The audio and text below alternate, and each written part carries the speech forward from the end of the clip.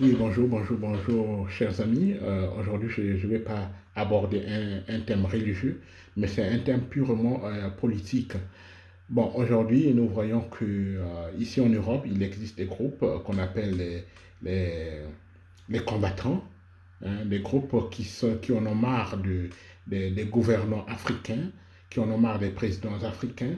Et dans ces groupes, nous trouvons également ceux qui sont contre l'Europe en général, ceux qui reviennent un peu, nous parlons de la colonisation, de la traite négrière, ainsi de suite. Moi, la question que je me pose, c'est celle-ci. Pourquoi nous voulons toujours reculer? Pourquoi nous ne pouvons pas regarder de l'avant? Les gens qui ont subi la traite négrière, la plupart sont déjà morts. Les gens qui ont subi la traite négrière, aujourd'hui, ils sont affranchis. Par exemple, ceux qui sont aux États-Unis. Les Noirs qui sont aux États-Unis, ce sont des gens qui vivent actuellement très bien, qui se sont intégrés, qui ont imposé une certaine culture, qui ont imposé une certaine manière de vivre. Les Noirs qui sont là-bas. Aujourd'hui, nous avons même eu un Noir qui est devenu président des États-Unis. Donc ça veut dire qu'il y a eu vraiment progrès.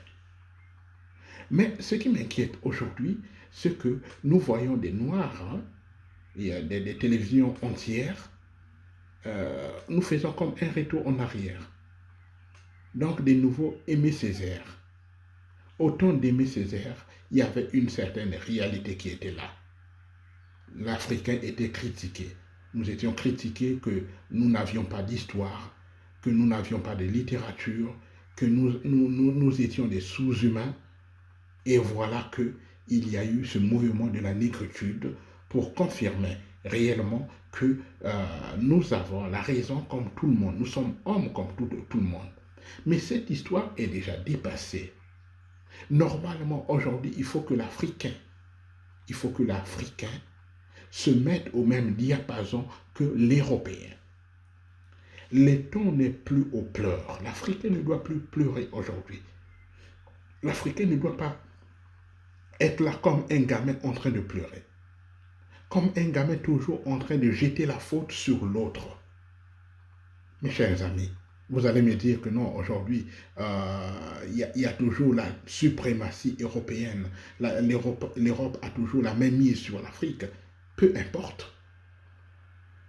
Nous avons déjà confirmé que nous sommes des hommes. Que malgré les situations, on peut s'adapter à ces situations-là. Nous pouvons développer nos pays. Il y a des réalités qui ne dépendent pas de l'Europe aujourd'hui. Des réalités qui ne dépendent pas de comment on appelle, du colonisateur, du colon. Nous sommes indépendants. Au moins notre cerveau est indépendant. Je vous prends l'exemple des pays comme la Chine, des pays comme le Japon, des pays comme l'Allemagne. L'Allemagne, après la Deuxième Guerre mondiale, a été envahie. Il y avait des Américains, des Russes ici en Allemagne. Et les Allemands n'étaient pas libres. Il y avait l'occupation de l'étranger là. Mais aujourd'hui, vous regardez l'Allemagne, comment l'Allemagne est devenue la première puissance économique de l'Europe aujourd'hui. Malgré tout ça. Mais comment l'Allemagne s'en est sortie? Je vous prends le Japon. Le Japon qui a été bombardé pendant la Deuxième Guerre mondiale. Mais regardez un peu la construction au Japon aujourd'hui. Comment ce pays-là a évolué. Nous prenons la Chine. La Chine a été également colonisée. C'est un pays colonisé. Bien sûr par le Japon. Il a été envahi longtemps par l'Europe, envahi par le Japon, et ainsi de suite. Mais regardez un peu ce pays qui était au bas de l'échelle. Comment ce pays s'est développé. Ce pays, malgré la domination européenne, aujourd'hui est devenu parmi les grandes puissances mondiales. Donc le problème n'est pas au niveau de dire, toujours de revenir en arrière, dire que non, l'Europe nous a envahis, l'Europe nous a gaspillés, qu'aujourd'hui on n'est pas indépendant, c'est l'Europe qui nous impose certaines choses. Mais on peut évoluer malgré la présence de l'Europe. peut évoluer. Quelque part, c'est de notre faute.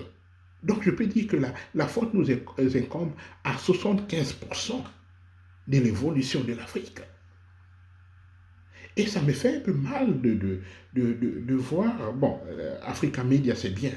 C'est bien de parler de la valeur de l'Afrique. C'est bien de revenir un peu au niveau de la tradition. C'est bien de dire ce que nous avons subi, ce que l'Europe nous a fait subir.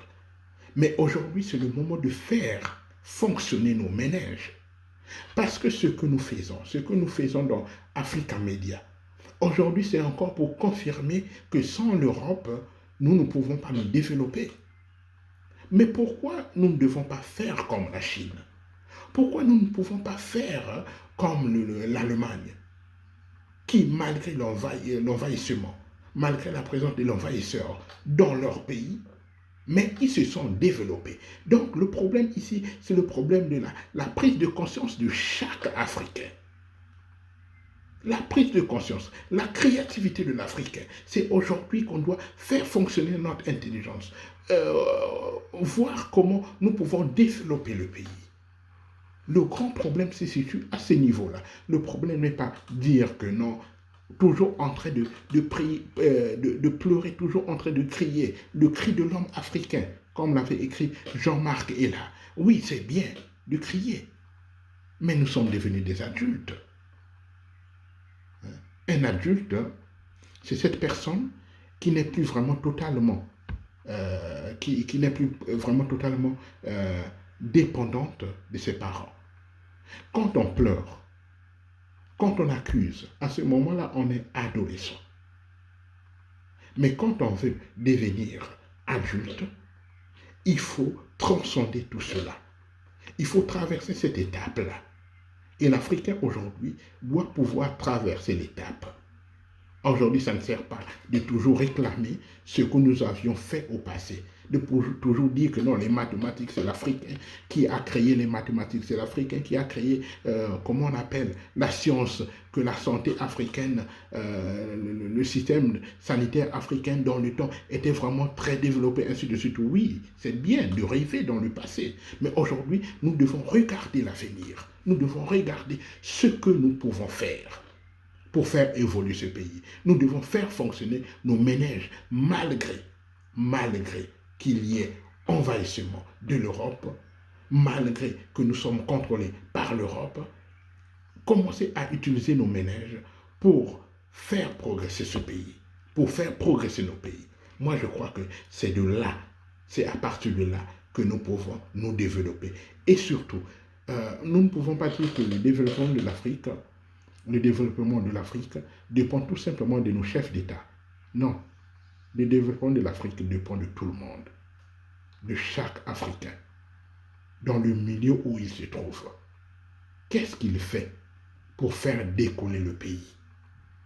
Nous ne devons pas mettre tout sur les mains des gouverneurs. Sinon, c'est une irresponsabilité, c'est une lâcheté. Nous devons éviter cela. Merci.